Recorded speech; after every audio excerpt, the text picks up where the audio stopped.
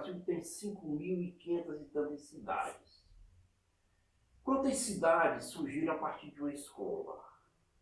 Por exemplo, Oeiras surgiu tradicionalmente a partir de uma igreja.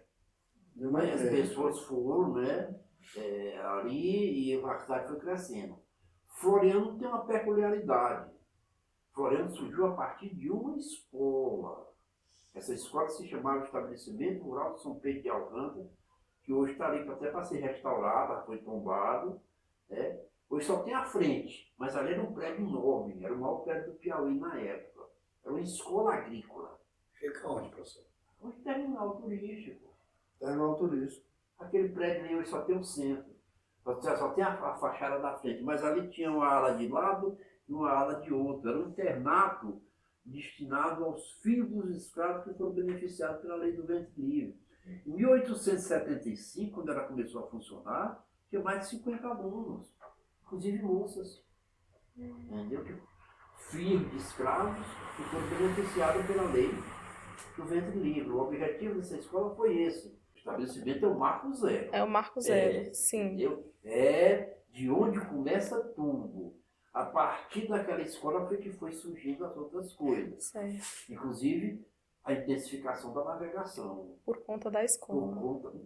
Por conta da... Não, aí já foi por conta do extrativismo. Certo. Porque, como eu falo lá, que o Francisco Parente ele acertou em cheio com relação à localização. É tanto que ele esvaziou Amarante. Indiretamente ele esvaziou. Porque qual era o porto? Era Amarante. Sim. Aí então, o Floriano aqui, né? Já surgiu o quê? Uma melhor localização. Tem um mapa lá em minha tese muito interessante, que é a questão da polarização. Que eu falo da época, essa polarização, do início do século XX, quando tinha o ciclo da borracha da maniçoba. Vocês podem ver lá que Floriano, a polarização de Floriano, a influência de Floriano, ia até o norte de Goiás, que hoje é o estado de Tocantins. E como é que essa mercadoria vinha? Através do rio. Do rio, pela navegação. A borracha da maniçoba vinha de São Raimundo do Mato, São Raimundo do Piauí, que ia em lombo de jumento, para ser escoada aqui em Floriano. Por sua vez, os vapores traziam, quando eles desembarcavam lá em Luiz Correia, eles voltavam carregados, traziam querosene, traziam sal e traziam também produtos industrializados. Que vieram mais de 40 famílias só de Amarante, mas vieram mais de Jerumenha, da Manga, de Oeiras. Inclusive nessa época, Floriano crescia tanto que vieram duas professoras que eram as professoras mais renomadas, uma de Amarante e outra de Oeiras. Uma chamava-se Estefânia Conrado e a outra chamava-se Dona Aleluia. Dona Aleluia. Eram as melhores professoras que tinham nessa cidade. Mas vieram para Floriano, botar suas escolas aqui, por quê? Por causa do progresso da cidade. A partir de 1890, que é quando Floriano passa a ser... Inclusive, muitas pessoas aqui comentam ele. Floriano veio da Manga. Não, Floriano não veio da Manga. A Manga já existia e Floriano veio de uma escola. A sede da Manga foi que veio para Floriano em função do crescimento de Floriano e do esvaziamento da Manga. Aí Floriano passou a ser colônia de São Pedro de Alcântara. E 10 anos depois, Floriano, devido ao seu crescimento, passou a ser uma cidade.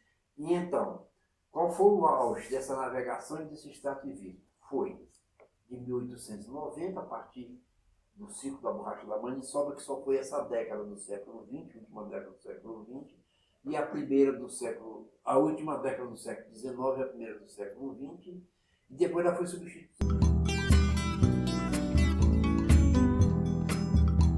Quando houve a emancipação, tornou cidade, sempre tínhamos puxa-saco, entendeu?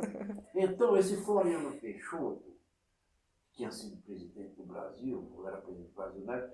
Não sabia nem da existência de Floriano, entendeu? É tanto que o Francisco Parente, que é o fundador da cidade, através da escola dele foi que surgiu a cidade.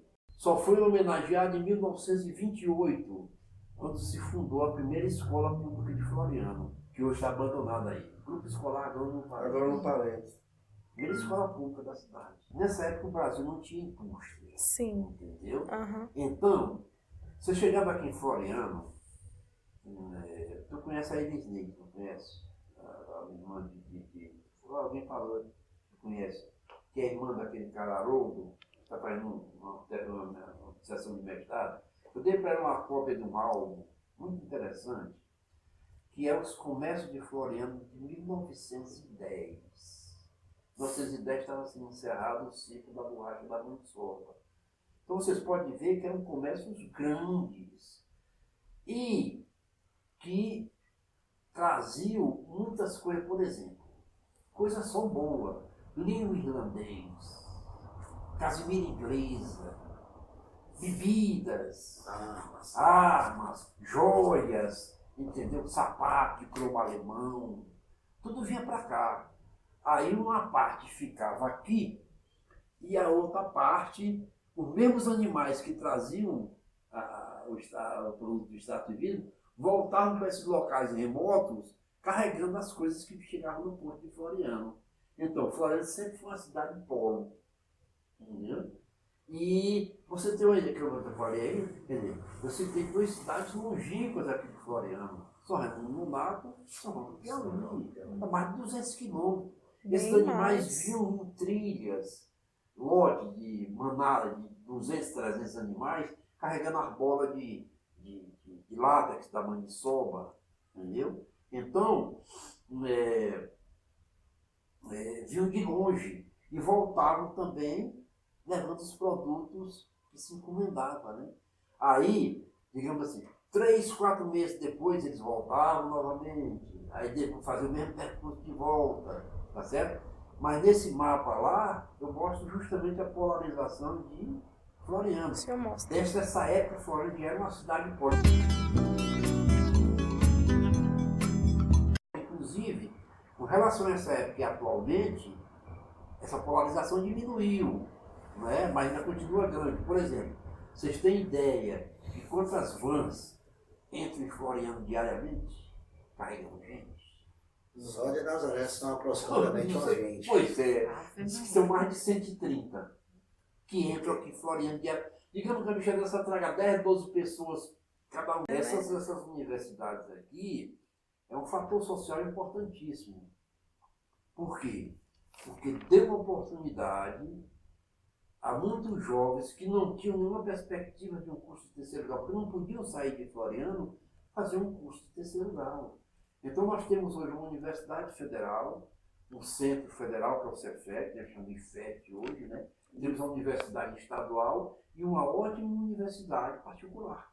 Antigamente, uma família da elite, piauiense, um filho quisesse fazer direito, tinha que ir para Recife. Se queria fazer medicina, tinha que ir para Bahia. Né? Então, famílias importantes tinham que ter um filho, ou advogado, ou médico, ou padre. Toda a nossa família queria também ter um filho padre, que era também muito valorizado nessa época. Tá certo? E esses advogados e esses médicos normalmente se tornavam prefeito, governador e tudo. Né? Por exemplo, Dr. Leônidas Melo, que governou o Piauí durante todo o Estado Novo, 10 anos, era médico. Né?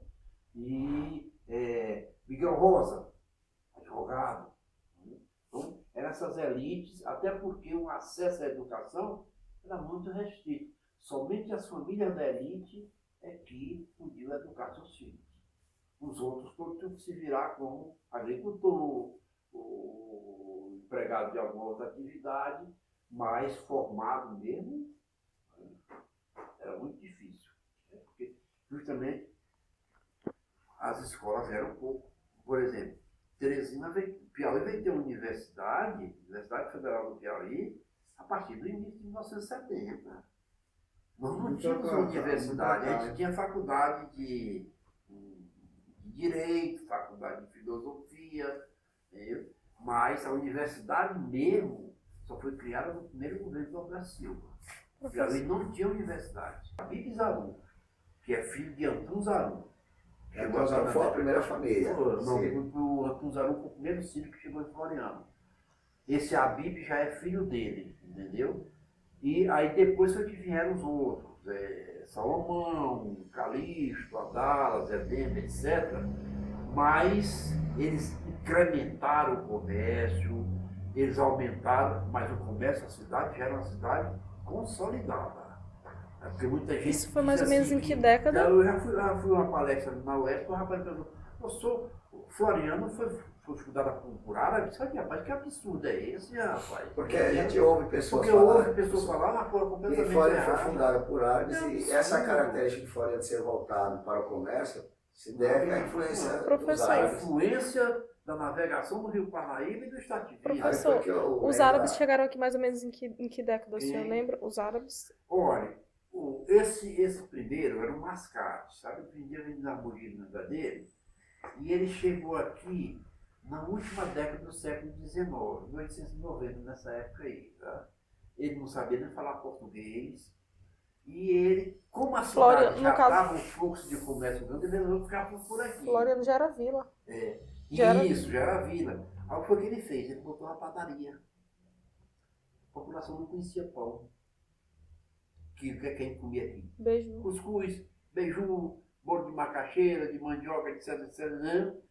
Mas que não se conhecia pão. Quando ele começou a fabricar os pães, uma novidade para a cidade, todo mundo gostava de pão. Agora veja só, essa farinha de trigo, vocês acreditam que vinham da Europa?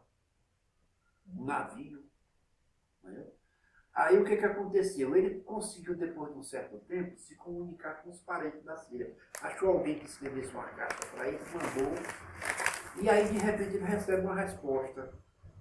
E nessa resposta, logo depois chega esse filho dele, uma irmã casada com um árabe aqui floriano chamado Assad Kalou. Assad de calor. Esse foi em 1905 para 1906. Aí, seu Said, esse sim foi um dos primeiros. Aí, depois da Primeira Guerra Mundial, foi que vieram Salomão, ou seja, a partir do década de 20, Salomão, que vieram se estabelecer mesmo como comerciantes. Aí eles ficaram tudo ao redor da praça. Entendeu? Eles planejaram aqueles quarteirões e colocaram grandes lojas. A loja Said, por exemplo, é uma grande loja. A loja de Calixto Lobo também é uma grande loja. Mas veja bem, as maiores lojas de Floriano não pertenciam a árabes. Era a Casa Inglesa, que o nome está dizendo, era dos ingleses, dos Clark, que tinha a matriz em Parnaíba. Era a Moraes, também de Parnaíba, e a Roland Jacot, que era de um judeu chamado, um judeu francês chamado Roland Jacot. E o que era que ia mais as casas pernambucanas, que era dos donos de Recife, Pernambuco. Uhum. Aí, e o que era que essas lojas comercializavam? Justamente os produtos da exportação. Principalmente a Casa Inglesa e a Moraes. Imagino que eles tenham sofrido bastante a partir da década de 50, quando o senhor falou, né? Que houve o decrescimento da população, a consequência. Elas inclusive fecharam, né? Fecharam. A Casa Inglesa fechou, a Roland Jacot fechou e a Moraes também fechou. E essas pessoas mudaram de nicho, assim, de negócio? Mudaram, foram se adaptando aos novos tempos. Entendeu? Então, por exemplo, aqui nós tínhamos uma agência, um representante da Volkswagen, chamado... Rojac. Não, o Rojac era do Roland Jacot. Era Antão Reis, que ele era um dos primeiros revendedores da Ford no Brasil, década de 60. Aí tinha seu Justo Leitão, que era representante da Chevrolet, da Ford, entendeu? Aí foi que foram aparecendo então essas novas modalidades, né, Um negócio. de negócio, até chegar, foram se adaptando, foram mudando até chegar ao que é atualmente. Tá E certo? os descendentes desses filhos Os foram Os estudar descendentes engenheiros. desses filhos, exatamente, não foram comerciantes. Eles se preocuparam em educar os filhos para serem médicos, engenheiros, professor. Por exemplo, aqui tem uma síria aqui, chamada Dona Iracema Aten, que foi a primeira florianense formada. Ela ainda está viva, ela tem quase 90 anos. Ela é formada em farmácia. Filha de Adalatem. Naquela época, até as mulheres eles mandavam estudar fora, porque eles Bacana. viram que era na educação que eles não tiveram, que estava o caminho para o progresso dos filhos deles. Aí, por exemplo, o seu Calixto, né, mandou um filho chamado João Lobo, o senador, estudar engenharia, o outro filho lá foi estudar medicina, entendeu? E eles se preocuparam em justamente educar. Você um ginásio muito famoso chamado Ginásio Santa Teresinha. É a questão também da polarização de Floriano, da atração de Floriano na questão da educação. Esse ginásio Santa Teresinha era famosíssimo, da década de 30 também, né? Era um colégio que tinha um advogado chamado Dr. Manuel Sobral Neto. Ah, Maria, quer dizer, eu estudei no Santa Teresinha, falava aquele orgulho, viu? Que esses rapazes e moças que terminaram, principalmente os rapazes, saíram e iam fazer engenharia, fazer medicina e tudo. E aí os pobres não podiam pagar. Onde era que os filhos dele iam estudar? Aí os operários de Floriano, o mestre de obra, construíram uma escola para os filhos dele, chamada Ginásio 1º de Maio. Era o ginásio para quem? Para os filhos dos operários, que não podiam estudar no ginásio Santa Teresinha. Floriano foi sempre uma cidade que sempre ela prezou para essa questão da educação e da cultura. A população interessada nessa questão cultural. Né? Ali onde ainda tem um armazém chamado Narciso Maia, tem na Avenida, acabou. Ali era um cine, chamado Cine Politeama, que era um teatro, né? Onde a população ia assistir às peças. E a gente do Rio de Janeiro se apresentar aqui em Floriano. Era as trupes, né? de artistas que vinham se apresentar. Então Floriano sempre teve essa função cultural. Aí nessa época tinha aqui em Floriano um cidadão chamado Betulião da Fonseca, um grande empreendedor. Esse cara montou um cinema, o Cine Natal, ao lado do cinema, um grande bar. Tinha uma usina para produzir energia para movimentar o cinema e o bar dele. Tinha uma fábrica de gelo. Você vê que até nessa época, até gelo era difícil. As pessoas, por exemplo, assim, essas festas por aí assim, gelava a cerveja no fundo do pote. No pote, você sabe, né? Aquele barro, né? Ele esfriava, amarrava a cerveja e botava no fundo, né? Era o pessoal bebia, né? Por quê? Era difícil. Nessa época, seu Bento produzia gelo. Então, qualquer vez que Floriano vai comprar o gelo no bar do Bento. Ele vinha enrolado, tinha as usinas de beneficiamento de arroz, e a palha do arroz conserva o gelo, entendeu? Então elas vinham enroladas num saco de estopa e pó de palha de para ficar mais tempo, né? Entendeu? Porque mas você podia no bar do Bento, você tomava um sorvete, você chupava um picolé. Isso em que ano, mais ou menos? A partir da década de 30, 36. 35 para 36. Ali onde era a Yamaha, né? Não, é aqui onde hoje é um tal do Avistão. Ah, Vistão. Ali era o Cine Natal. Sim. Mas era o ponte. O senhor falou você também tomava o Cine Natal, tomava um sorvete no bar do Bento, passear na praça, né? Prática que não existe mais. Né? Hoje tem um sertão novo, mas tinha um sertão antigo, que era um dos pontes da cidade. A beira do rio era totalmente vazia. Ninguém ia para lá, não. Ninguém ia para lá para banhar no rio. Uhum. Então, como eu falei, foi revitalizado a partir do centenário, aí passou a ser o ponte da cidade. Mas até pouco tempo atrás não era, tá certo? Então tinha o Cine Natal, tinha o Cine Itapuã, tinha esses bares, sorveterias. Bom, era assim, havia uma divisão bem clara. Na praça mesmo, passeava as meninas de família mais importante, os rapazes, entendeu? Aí lá namoravam, tomavam sorvete, tudo. E naquela praça de baixo, que era separada ali ao lado da igreja, era as empregadas domésticas, entendeu? Ou havia essa divisão também. Divisão social e econômica. Entendeu? Então, ok, entendo. Então ali nós estamos falando aqui da Praça Central, Sim, Praça São Pedro. Só para acrescentar esse ponto de vista teu, tanto é que o Floriano do Clube era um clube elite, tá? E o Coreto. E a população, as domésticas e tudo, um clube operado para chamar-se Proletária. Era ali na entrada da Rua do Amarante.